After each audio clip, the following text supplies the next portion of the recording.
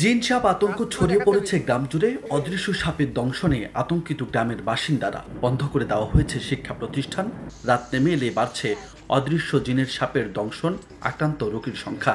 ভিড় বাড়ছে স্থানীয় ওঝার দরবারে। তবে এটিকে মনস্তান্ত্রিক সমস্যাও বলছেন চিকিৎসকরা। ঘটনাটি ঝিনাইদহের কালীগঞ্জ উপজেলায়। এই উপজেলার একতারপুর গ্রামে গত এক সপ্তাহে কথিত জিন সাপের দংশনে আক্রান্ত হয়েছেন গ্রামের শতাধিক নারী, পুরুষ ও শিশু। অদৃশ্য সাপের দংশনের শিকার ব্যক্তিদের শরীরে তীব্র ব্যথা, যন্ত্রণা ও গলা শুকিয়ে যাওয়ার মতো উপসর্গ দেখা দিচ্ছে। শরীরে তীব্র অস্বস্তির সাথে কমে যাচ্ছে দৃষ্টিশক্তি, স্বচ্ছতাও। তবে এসব আক্রান্ত রোগীদের হাসপাতালে না নিয়ে ওঝার মাধ্যমেই দেওয়া হচ্ছে চিকিৎসা। কথিত জিন সাপের উপদ্রবে বন্ধ করে দেওয়া হয়েছে গ্রামের একটি নুরানি মাদ্রাসাও। পরীক্ষা হচ্ছিল, পরীক্ষার পরে আমাদের মাদ্রাসাটা বন্ধ দেওয়া হয়েছে। এমনিও এই একটা আতঙ্কর ভিতরে যে আমাদের এই মহল্লায় একটা সাপ, জিন সাপে কামড়াচ্ছে, অনেকে কামড়াইছে। সেজন্য অনেক গার্জিয়ানরা অভিযোগ যে ভয় পাচ্ছে বাচ্চাদের পাঠানোর জন্য। সেজন্য আসলে আমাদের বন্ধ দেওয়া হয়েছে। এবার এই আতঙ্কটা, ভয়টা যদি কেটে যায়, তারপরে আবার আমাদের মাদ্রাসাটা পুনরায় আবার চালু করবো ইনশাল্লাহ।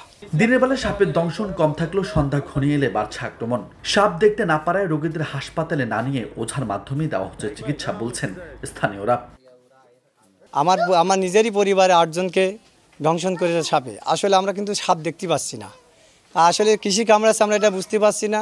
হঠাৎ করে পায়ে বা হাতে হট করে একটা কাটার মতো ফুটে উঠছে। হঠাৎ করে কী ব্যাপার, কি সমস্যা আছে কি দেখি আমরা, কোনো কিছু হচ্ছে কি না দেখি যে গা হাত পা জ্বলে পুড়ে যাচ্ছে এবং মাথা পর্যন্ত ঘুরায় ফেলাচ্ছে।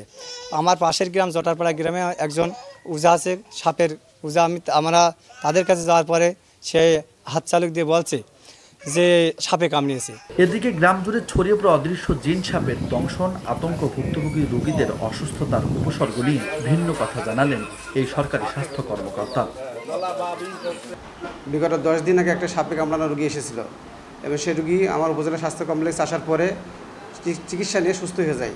এর পরবর্তীতে ওই একই গ্রামে ওই যে রোগীকে সাপে কামড়িয়েছিল তার আশেপাশের লোকজনের প্রায় এক ধরনের শোনা যাচ্ছে যে তাদেরকে জিন সাপে কামড়াচ্ছে বা কিছু সমস্যা, মাথা ব্যথা বা গা ঘামা বা অস্থিরতা এই ধরনের দেখা দিচ্ছে এবং তারা পার্শ্ববর্তী ওঝার দিকে ঝাড়ফুঁক নিচ্ছে, কিন্তু আমাদের হাসপাতালে এখনও পর্যন্ত কেউ আসে নাই।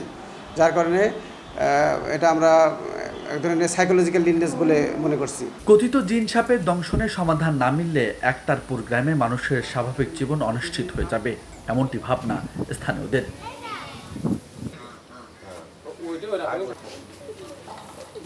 ওই কারো ডবল কামড়াইছে, একজনই ডবল কামড়িয়েছে।